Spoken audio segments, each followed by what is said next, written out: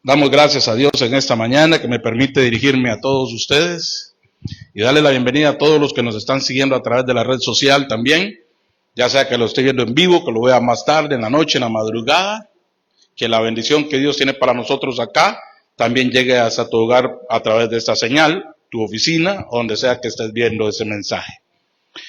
Hoy termino la enseñanza que inicié el jueves, que se llama Caminando sobre las aguas. ¿Le bendijo a usted la enseñanza del jueves? Claro, estuvo poderosa, ¿verdad?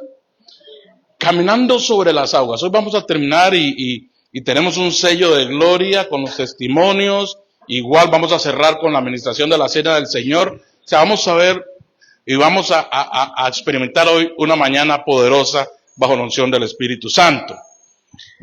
La cita base en la cual estoy desarrollando esta enseñanza, se lo dije, Mateo capítulo 14, versos del 22 al 33. Mateo 14, del 22 al 33. Y dice, el pasaje aquel donde Jesús viene caminando sobre las aguas a la cuarta vigilia, porque sus discípulos vienen en la barca y hay una fuerte tempestad. Diga conmigo, fuerte tempestad. Ok. El jueves, voy a hacer un resumen rápido. El jueves hablé acerca de lo que implicaba la tempestad, que eran los momentos de caos, de fuerza incontrolable, los peligros, las amenazas que encontramos, los cambios abruptos y las cosas repentinas, lo que no está planificado, lo que no está concebido, lo que no tenemos planificado, valga la redundancia, las cosas que suceden en un de repente que nos sacan a nosotros, nos desubican. ¿A cuánto nos ha pasado? Una mala noticia, un dictamen, etcétera. En un de repente sucede algo que cambia todo el orden lógico que uno tenía. Vamos por la carretera y de repente vamos a hacer un viraje y un pronto a otro no nos percatamos, se atravesó una moto, un peatón, un carro, hubo un accidente y eso ya fue algo repentino y nos cambió el día. Cosas que no teníamos planificadas, en ese momento se vienen todas. Reparaciones, arreglos, pólizas, un montón de cosas. Y todo se sale de control. ¿Verdad que sí? Lo mismo cuando con la salud. Uno está sano, completamente sano y súper sano hasta que no se va a hacer un examen médico. Cuando ya uno va a hacerse un examen médico, ahí le sale todo. Pero mientras no se haga un examen médico, a uno le preguntan, ¿usted qué tiene? Nada. Lo único que tengo es calor. Pero uno va a la clínica y le sacan el dictamen, ¿verdad? Y ya uno sale de la clínica con aquellos dictámenes y aquel paquetón de pastillas y medicinas. Y la vida le cambia. Y ya entonces, ya uno le dicen, no puede tomar café, imagínense, ya lo último, que le quiten a uno el café. Ya eso sí es grave. Que no puede tomar café, que no puede tomar eso, que no puede comer lo otro. La vida te cambia. Esos son los momentos de tempestad que todos nos acontece. El momento en que se da este pasaje, cuando ese día fue una jornada larga, Jesús alimentó a 5,000 hombres, sin contar hombres, niños y mujeres. Había sido una mañana, un día largo de enseñanzas. Al finalizar la tarde, los discípulos llegan y le dicen, Jesús, mándelos para la casa. No es que aquí no hay nada. No hay nada, ya aquí está todo cerrado. Y es cuando Jesús les dice, no tienen necesidad de irse, den ustedes de comer. Pero eso es otra enseñanza. Esos son desafíos que Dios nos pone a nosotros en el camino. Y Él despide a la multitud, despide a los discípulos y Él se queda en el monte a solas orando con el Padre. ¿Ok? Y ese momento a solas orando con el Padre, después de ahí es cuando Él baja, alcanza la barca que está en medio mar, en el lago de Galilea, de media tempestad, y es donde terminé el día jueves. Cuando terminé enseñando acerca de la cuarta vigilia, lo que implicaba en nuestra vida, lo que significa la cuarta vigilia, ¿verdad? El momento más pesado, el momento más difícil, cuando ya no hay nada que hacer, cuando no hay fuerzas, es cuando Jesús llega. ¿Ok? Y hoy voy a terminar con el desafío de Pedro. El desafío de Pedro. Y en algún momento todos hemos sido Pedro. Todos hemos sido Pedro. Ya sea para para tomar una decisión así, yo lo voy a hacer, yo voy a ir, a mí nadie me detiene.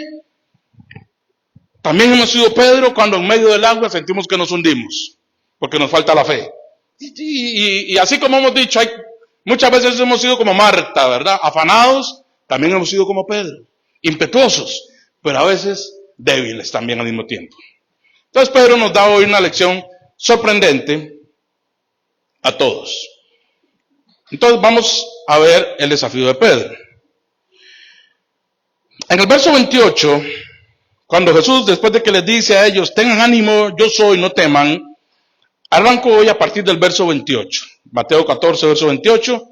Entonces le respondió Pedro y dijo, Señor, si eres tú, manda que yo vaya a ti sobre las aguas.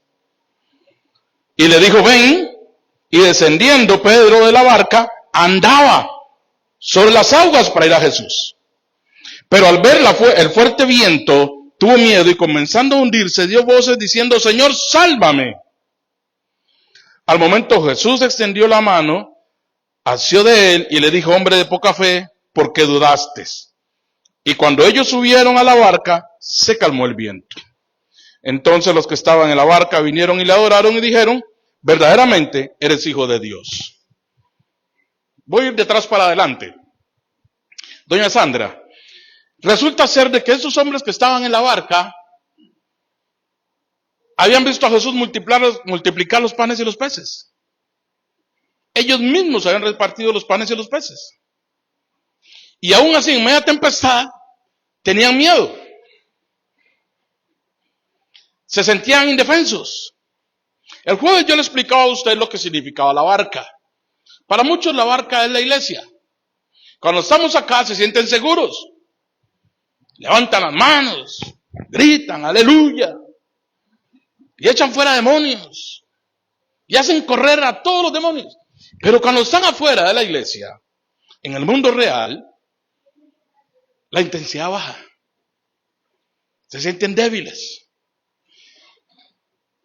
Y estos hombres están en la barca, azotados por el viento, temerosos, ya a la cuarta vigilia, que es entre las 3 de la mañana y las 6 de la mañana, y no hayan qué hacer, ya hayan agotado todo.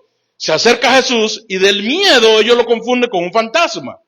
Pero la voz de Jesús en medio de la tempestad es la voz que a usted y a mí nos llega al corazón en medio del problema, cuando Dios nos dice a nosotros, tenga paz, tenga calma, todo va a estar bien. Tu familia no se va a morir, tus hijos no se van a morir sin Dios, tu casa no se va a desaparecer, todo se va a normalizar. Como cuando en el naufragio de Pablo en el libro de Hechos, cuando él va hacia Roma y naufragan en la isla de Malta, y aquello era un desastre. El barco, el viento lo estaba destrozando y la tripulación, el capitán y la tripulación no hallaban qué hacer, y Pablo se levanta en medio y le dicen, tengan calma, porque anoche estuvo el ángel de Jehová conmigo y me ha dicho que aunque todo eso se desbarate, ninguno de ustedes perecerá. Esa es la voz de Dios. La voz de Dios que llega en tu peor problema, en el momento más difícil de tu crisis, que te dice, tenga paz, tenga calma, porque yo estoy trabajando. Yo estoy haciendo. Aunque tú no lo veas, yo estoy haciendo. Ese problema se va a solucionar. Esa enfermedad va a desaparecer. Tu hijo va a regresar. Tu esposo va a regresar. Tu esposa va a regresar. Tu familia va a regresar. Ten paz. Los negocios se van a normalizar. El dinero lo voy a proveer. Lo que necesites, te lo voy a proveer. Solo ten paz. Cuando uno no tiene paz, uno se anticipa a la voz de Dios. Cuando uno no tiene paz, uno se anticipa al mover de Dios, a tomar decisiones que Dios no lo ha mandado a uno tomar. Imagínense ustedes si estos discípulos, antes de que fuera la hora cuarta, la cuarta vigilia, imagínense ustedes de que si antes de que llegara Jesús se tiran todos del barco porque dicen, hey, nos vamos a matar aquí, mejor tirémonos del barco. ¿Qué hubiera pasado? Se mueren, se ahogan. Pero ellos estaban ahí al momento que Jesús llega. En el momento de tu crisis, cuando Dios llega, ¿dónde estás? ¿Ya te tiraste de la barca o estás esperando el mover de Dios? ¿Qué decisión tomaste en la noche oscura? ¿Decidiste esperar en Dios o decidiste tomar el teléfono y llamar al fulano, al sultano, al mengano que te puede salvar de ese problema aunque después tengas que venderle la sangre? ¿Qué decisión tomamos en la noche oscura? Entonces Pedro le dice, si eres tú, manda que yo vaya a ti. Hay tres aspectos importantes que quiero enseñarle hoy acerca de este desafío de Pedro. Número uno, en su peor momento, en el momento más difícil, el momento más difícil en nuestra vida no es el problema, iglesia, se lo enseñé el jueves. El momento más difícil en nuestra vida es cuando el miedo paraliza. Porque el miedo te puede paralizar delante de una cucaracha y te va a hacer ver insignificante, incapaz, te va a hacer sentir inútil, inservible ante un adversario que tal vez es 10 veces menor que tú, pero el miedo te va a paralizar. En el momento más difícil en esa barca, Pedro decide ponerse a prueba a él. No está probando a Dios. Él se está poniendo prueba a él mismo. Si usted me dice que yo vaya, yo voy a ir. ¿A quién está probando ahí? ¿A Dios o a él? A él. Sin darse cuenta, se está probando él mismo. Su fe. En tu momento más difícil, si Dios te dice, no hagas nada hoy, hermanos, ¿tenemos la fe y la paciencia para esperar un día? Qué difícil es. Doña Gerardina, cuando estamos en una tribulación, un problema, y sentimos que nos suenan las latas por todo lado, y Dios nos dice a nosotros, espérese. Esas son las horas más eternas de nuestra vida, esperando a que Dios haga algo. Y no ha terminado el día cuando ya nosotros tenemos 3 opciones por aquello que Dios falle. No ha terminado el día cuando ya nosotros tenemos, bueno, si Dios no hace esto, hago esto. Si esto no me sale, hago lo otro. Y si aquello no me sale, hago esto. Bueno, ya tengo resuelto el tema. Voy a darle chance a Dios a las 5. ¿Sí o no? Pedro le dice, si eres tú, manda que yo vaya. Iván, cuando nosotros entramos en esos desafíos con Dios, escúcheme, porque Dios a nosotros no nos pide nada, pero cuando de nosotros sale esos desafíos con Dios, recordemos siempre quién fue el que abrió la boca. Yo dije, Señor, y yo lo recuerdo como si fue, como es un chiquillo, como si fuese mañana, lo recuerdo hoy. El día que yo estaba quebrado en la sala de mi casa, todavía estaba soltero, me faltaban 6 meses para casarme. En el año 2002, ya hace 23 años de esto, y yo doblando rodillas en la sala de mi casa le dije, yo te voy a servir. Yo lo voy a hacer. Lo que me pidas que haga, lo voy a hacer. Te voy a servir. Porque estaba metido en una gran tribulación.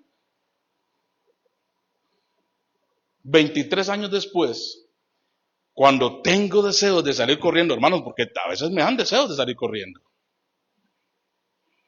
Me acuerdo de ese momento cuando yo le dije, lo que me pidas que haga, lo voy a hacer.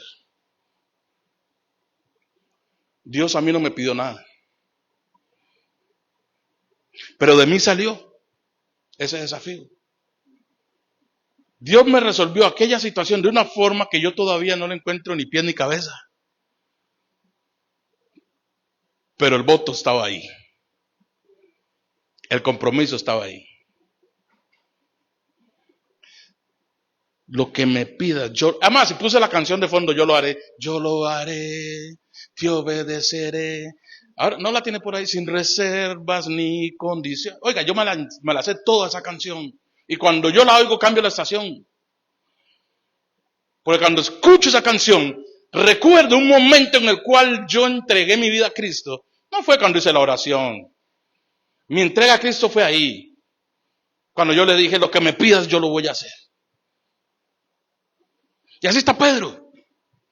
Pedro dice, esto se va a ir al carajo, la barca no va a aguantar. Ya lo hemos hecho todo. Pero hay algo en Pedro que lo conecta con Jesús, hermana Isabel.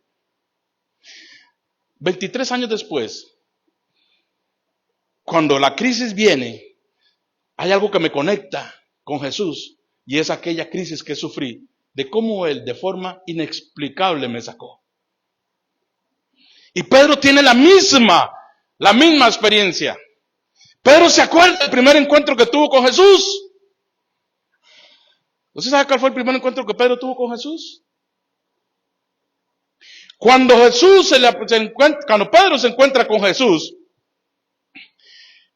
se encuentra con Jesús, escúcheme,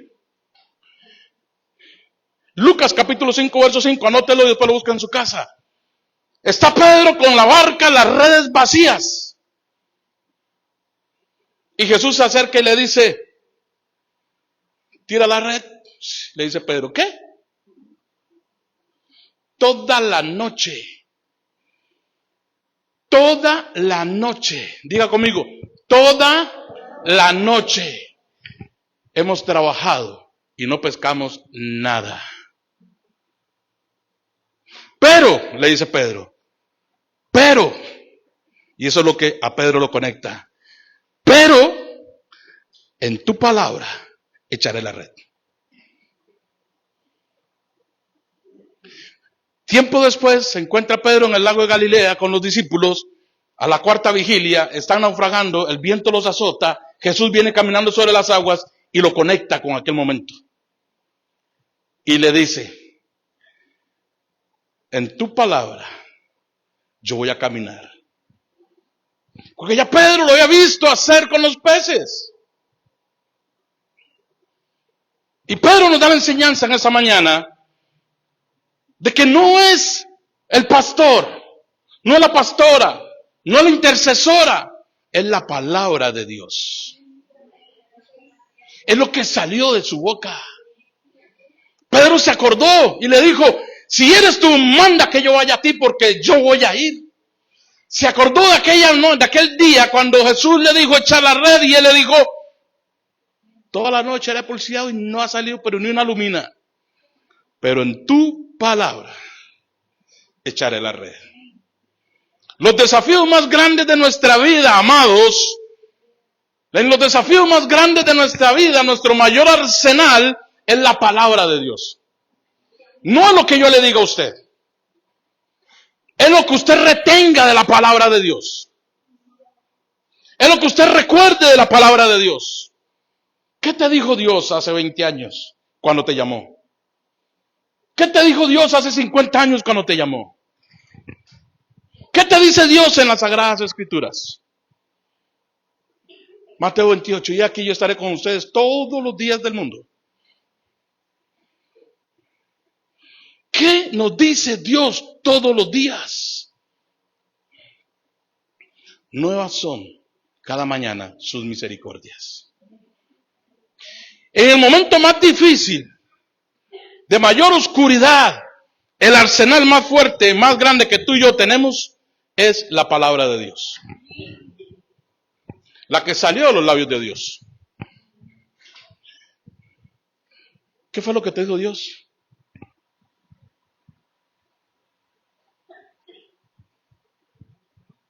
¿Qué fue lo que te dijo Dios cuando te llamó? Recuérdalo. ¿Qué fue lo que te dijo el Señor?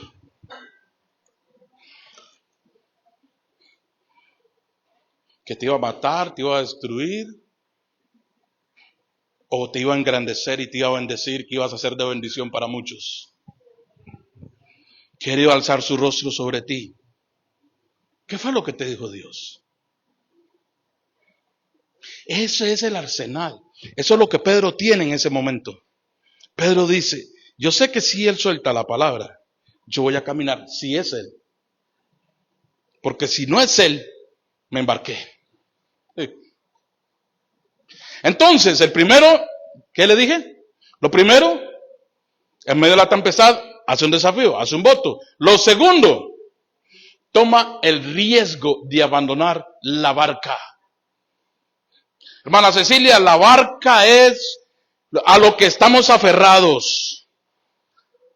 La barca es el recurso que tienes ahí, que no quieres soltar y que Dios está esperando que lo sueltes para bendecirte.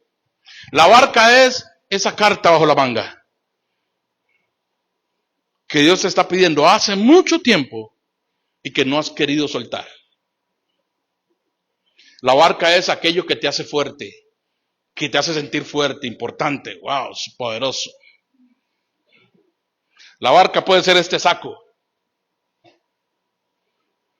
Dicen que el hábito no hace al monje, pero cómo le ayuda, ¿verdad? Usted ve a una persona con saco y corbata todos los domingos caminando a las 9 de la mañana, usted dice, ese es pastor. Y no necesariamente. Pero tenemos ese concepto, ¿verdad? Y más si lleva un libro en la mano. Es pastor. El hábito no hace al monje, pero cómo le ayuda. La barca es eso que nos hace fuertes, que nos hace sentir seguros. Pedro decide dejar la barca por ir donde está Jesús. Ahí es donde nosotros nos ponemos a prueba. A veces nosotros decimos, nos encontramos gente, no sé si usted le ha pasado, y hermano, ¿cómo está? O mi amigo, mi pariente, mi vecino, primo, hermano, como sea, ¿cómo estás? De aquí, hermano. Estoy guindando de una rama, pero no me suelto. Ahí está el problema. Esa rama es el problema. Esa rama, la que te está sosteniendo, es el problema, porque esa rama es la que no te está dejando experimentar el vacío que te va a llevar a los brazos de Dios. Porque cuando te sueltes de esa rama y cuando veas que ya no hay nada que te sostenga, es cuando va a aparecer la mano de Dios para sostenerte. Pero mientras estemos agarrados de esa bendita rama, Dios está esperando nada más intervenir. Hasta que esa rama, o la suelte o se quiebre. La barca es lo material, lo tangible, lo que yo puedo prefabricar. Y tercero, ¿qué otra cosa me enseña Pedro? Tercero, que hay quienes tienen fe para mantenerse aferrados a la barca y hay quienes tienen fe para animarse a salir de la barca. No es lo mismo. No es lo mismo. Yo estoy seguro, completamente seguro, que cuando estemos con Cristo en gloria y podamos conocer a Pedro, lo primero que le vamos a decir es, Pedro, ¿qué se siente caminar sobre las aguas? Nadie le va a poder preguntar qué se siente hundirse, porque todos nos hemos hundido. Pero nadie podrá evitar decirle, Pedro, ¿qué se siente caminar sobre las aguas? ¿Qué se siente? La gente se va a acercar a usted a preguntarle, no cómo fracasó, porque eso todo el mundo lo sabe. La historia es cómo saliste del fracaso. Eso es lo que va a llegar la gente a preguntar, ¿cómo hizo? Oiga, varón, ¿cómo hizo para levantarse? Si usted perdió todo. Perdió hasta el modo de andar. ¿Cómo hizo? Pedro se hundió, sí. Jesús le dijo, hombre de poca fe, sí. Pero la poca fe de Pedro era mayor que la de los que estaban en la barca. La poca fe tuya, reciba lo que no tenga que recibir. La poca fe tuya en tu momento de mayor crisis es mayor que la fe que puedan tener aquellos que dicen estar bien. Aunque usted vea que en su casa todo está patas para arriba, aunque usted vea que cuando usted llega a hablar de Dios se levanta el diablo, o aunque usted vea que cuando usted le dice a su hijo, a su hija, a su esposo, esposa, etcétera, a la lora de la casa, si es posible, usted llega y le dice, Dios te bendiga, y se le levanta, aunque usted vea que no pasa nada. La poca fe tuya es mayor que la que tienen los demás. Que el diablo no te condene, ni te saque acusándote de que eres débil en la fe. Porque dice, en el libro de Job, no lo tengo ahorita preciso, pero dice que aunque haya quedado del árbol una pequeña raíz, si esa raíz entra en contacto con el agua, el árbol volverá a crecer. Una pequeña raíz. Una poca fe. Dios no te pide que seas un titán de la fe. Dios lo que te pide es que tengas fe. El mundo,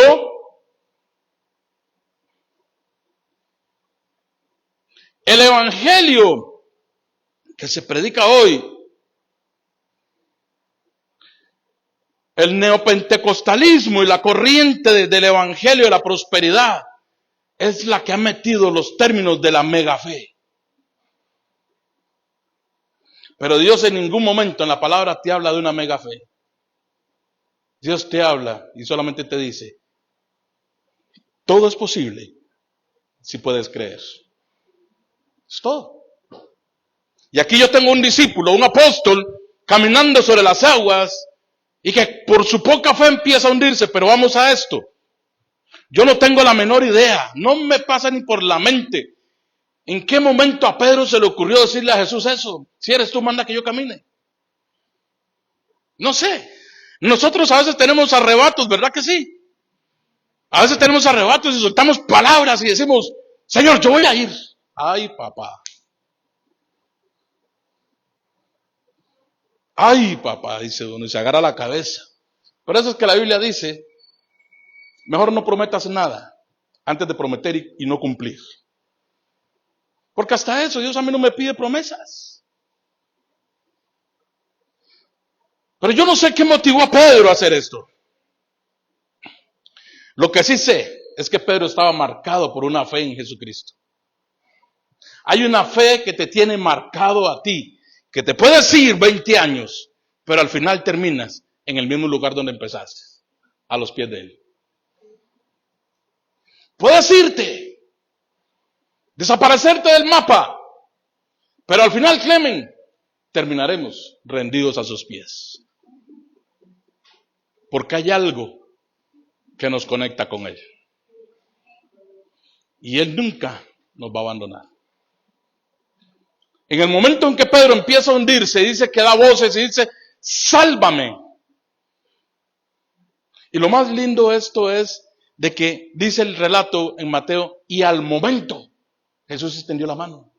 Jesús, la palabra no dice, y Jesús se quedó viendo a ver si se hundía hasta la cintura, hasta el cuello. Jesús no quedó viendo a ver si aguantaba tanto tiempo en él. No. Dice, y al momento se asió de él y lo levantó.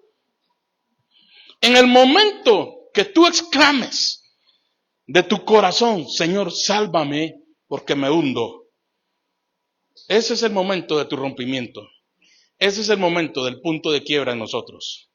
Ese es el momento que Dios ha estado esperando. Es el momento en que la rama se quiebra.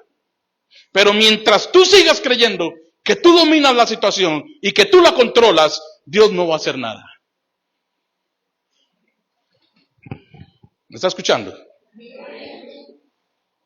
Bueno. Pedro caminó sobre las aguas. Tuvo miedo. Lo más natural. La naturaleza humana, Ronnie. Somos capaces de hacer grandes proezas. Pero cuando nos prueban en lo poco fallamos. Brother, ya habías dado 3 pasos en el agua, da el cuarto, ¿qué te cuesta? Y se debilita. El ser humano es así. Empezamos la carrera pochotones. A medio camino empezamos a flaquear. Albita, al medio camino, cuando vemos que los resultados parecen no llegar, empieza a mermar la intensidad. Y empezamos a apartarnos. Entonces ya no voy a la iglesia. Ya no oro. Antes, aunque sea renco, venía, ahora no. Es que va, no me siento bien. Estás menguando. La luz en tu interior se está apagando. Y no te has dado cuenta. La intensidad que tenías ya no la tienes. No, mejor lo veo aquí por Facebook. Es la misma palabra. Entonces empezamos nosotros a regatear.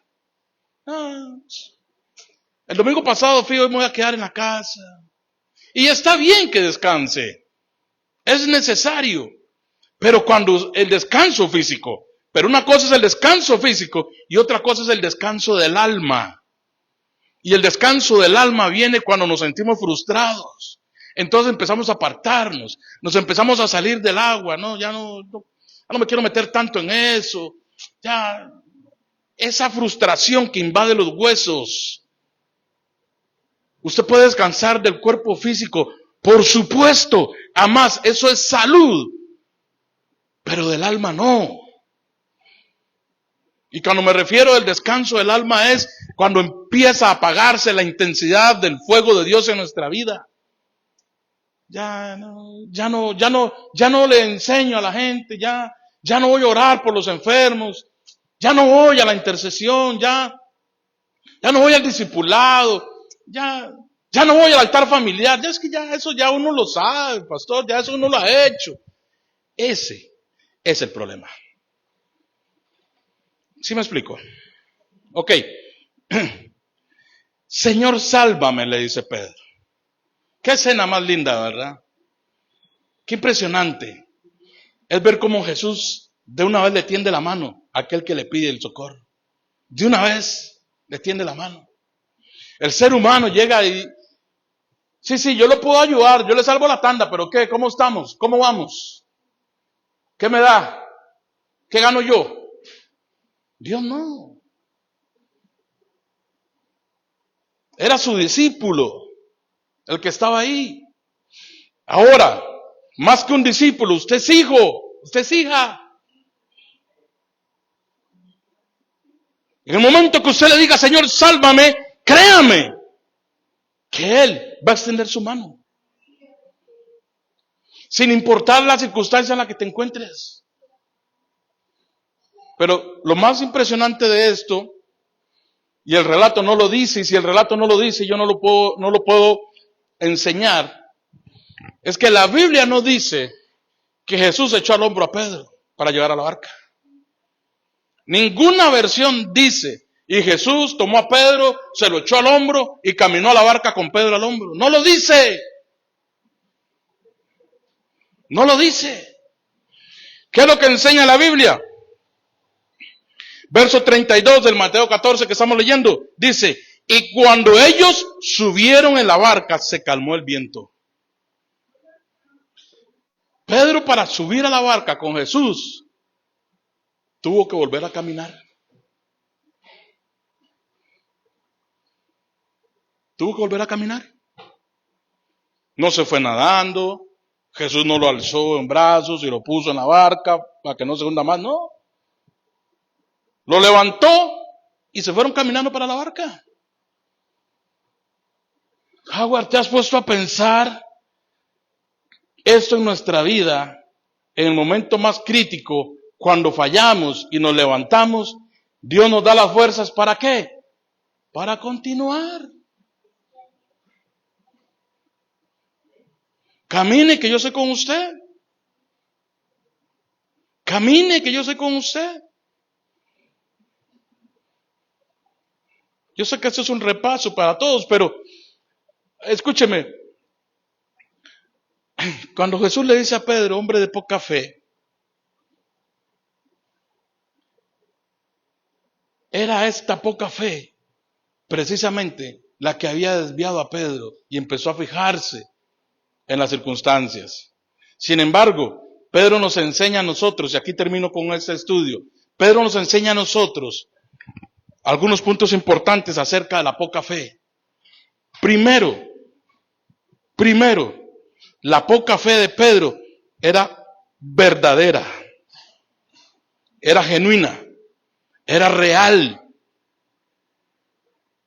Segundo,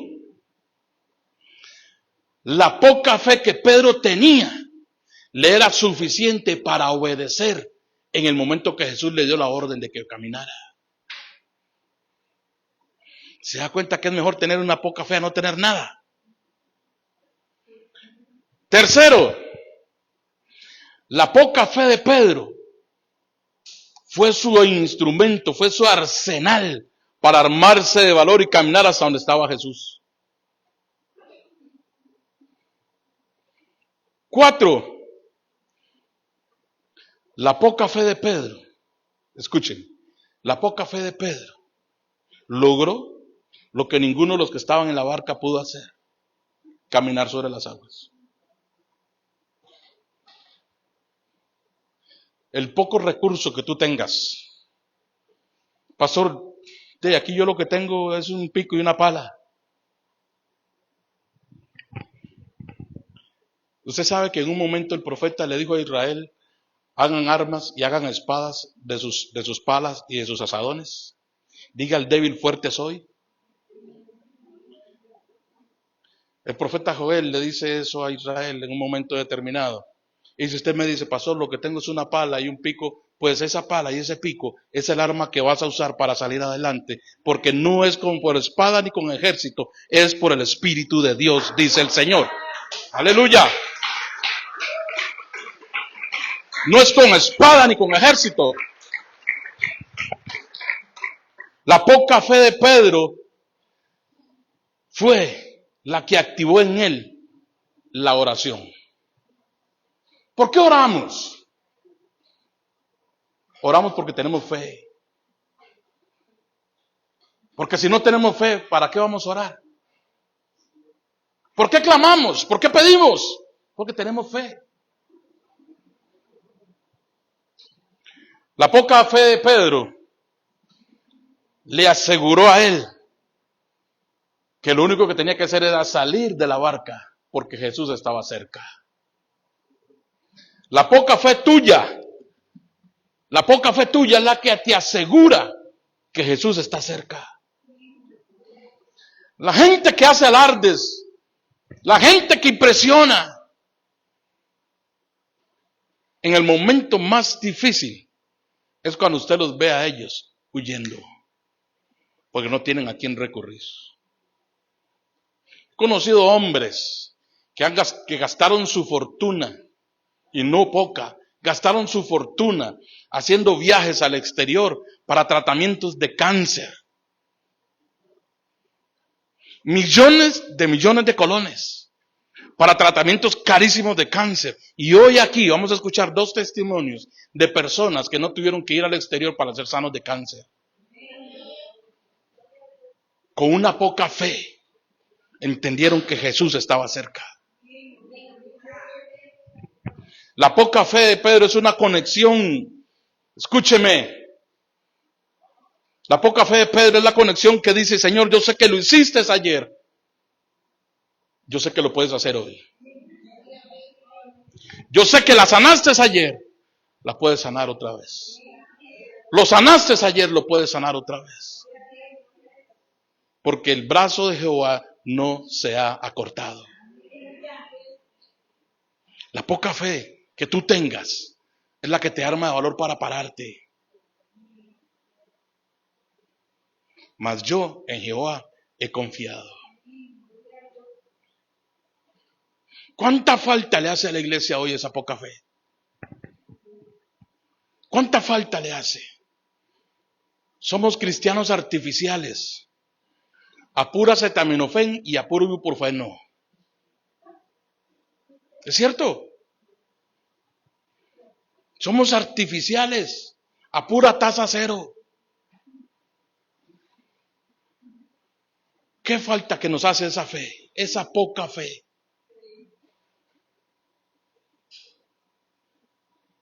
Ahora mañana todos dejan los medicamentos y me echan los clavos a mí. Ya me los conozco. A mí no me llaman. Dos buenas razones. Marcela, venga, por favor. Aquí termino la transmisión. Si me ayudan, por favor, Luis, termino acá. A todos los que nos han estado escuchando en sus hogares, le invito para que se congregue, busque una iglesia, si no pertenece a ningún ministerio, estamos en Pava Centro, venga y sea edificado con la palabra de Dios. Que el Señor te bendiga y te guarde.